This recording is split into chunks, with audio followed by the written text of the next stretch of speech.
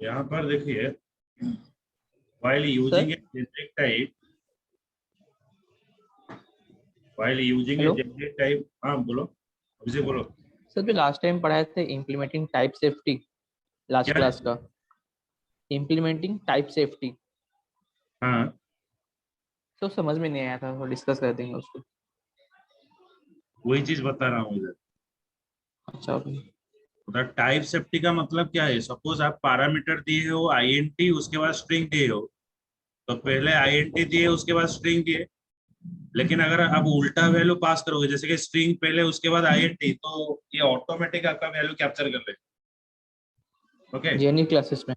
हाँ, तो type inference पे इस तरह से होता है, मतलब आप अगर सीक्वेंस ऑफ पैरामीटर चेंज करते हो कोई इफेक्ट नहीं करेगा। तो इसको बोला जाता है टाइप इन्फरेंस। मतलब at the time of creating a object of class, you are interchanging the value. When you interchange the value, it is not affecting your value over there. ये वाला एग्जांपल लिखो।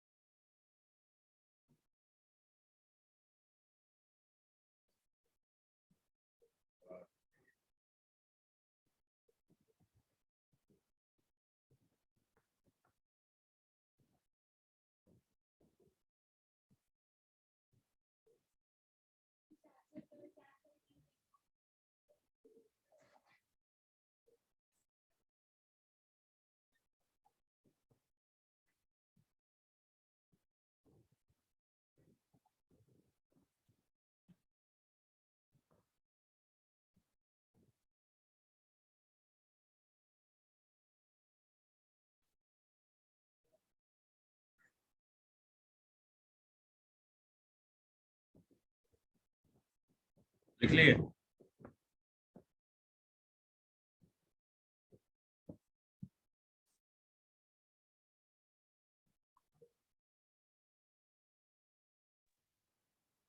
Yes sir.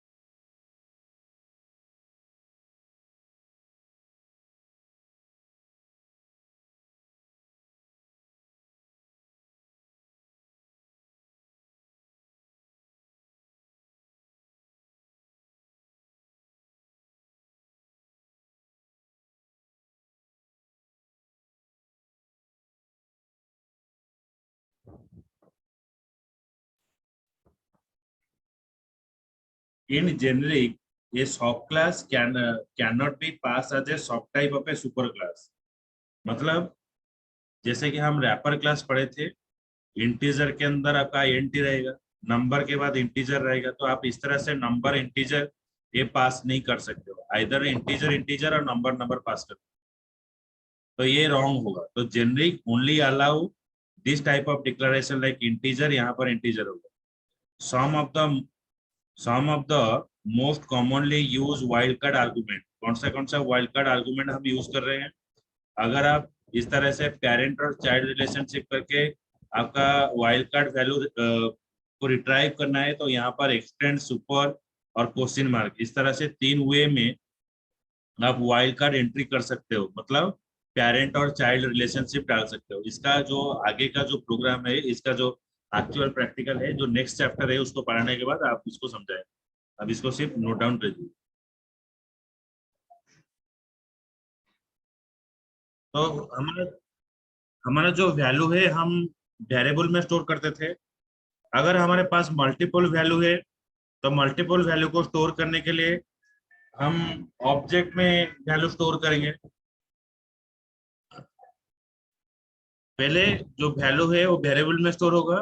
फिर अगर आपको related value को same जगह पर store करना है तो आप आरए यूज करते थे। अभी एक कंसेप्ट आया collection. Collection is a classes which is use to store more than one element in a single memory location. एक मेमोरी लोकेशन में अगर आपको more than one element store करना है तो हम यूज करेंगे कलेक्शन क्लासेस। तो collection is designed to store the group of object. It doesn't hold the primitive type. यहाँ पर कोई primitive डाटा एलिमेंट नहीं रहता है, वहां पर एक स्ट्रक्चर वाइज डाटा रहता है। और जो कलेक्शन क्लासेस यूज करके हम मेनी डाटा स्ट्रक्चर यूज कर सकते हैं, जैसे कि स्टैक हो गया, क्यू हो गया, डायनामिक एरे एंड हाश। तो these are the different data structure we are using by using of collection classes. Collection classes use करके हम स्टैक यूज कर सकते हैं। जो डेटा स्ट्रक्चर में हम स्टैक पढ़ रहे थे, क्यू पढ़ रहे थे, डायनामिक एरे, हाश, ये सारा चीज कलेक्शन क्लासेस को यूज करके हम पढ़ सकते हैं। Collection API it rely on the generic behaviour.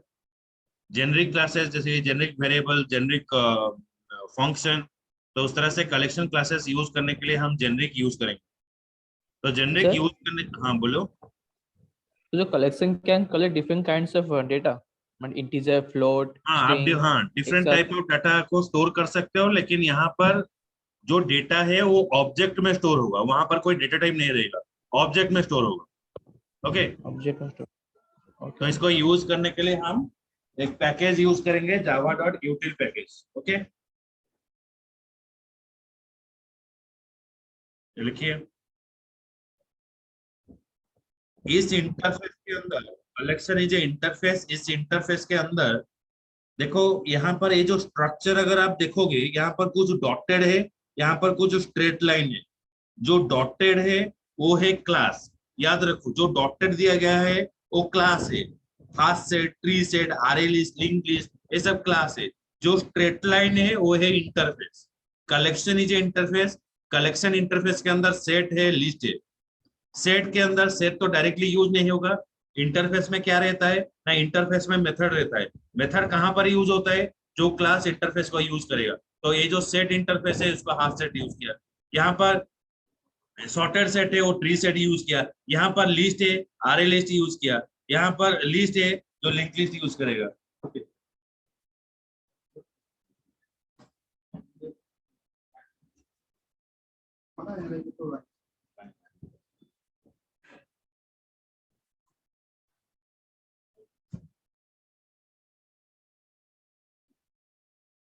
तो ये जो कलेक्शन क्लासेस है, इसके अंदर आपका चार क्लासेस रहता है। One is hash set, tree set, array list and dict. तो ये लिखिए, the classes, sorry, the classes present in collection interface। लिखिए।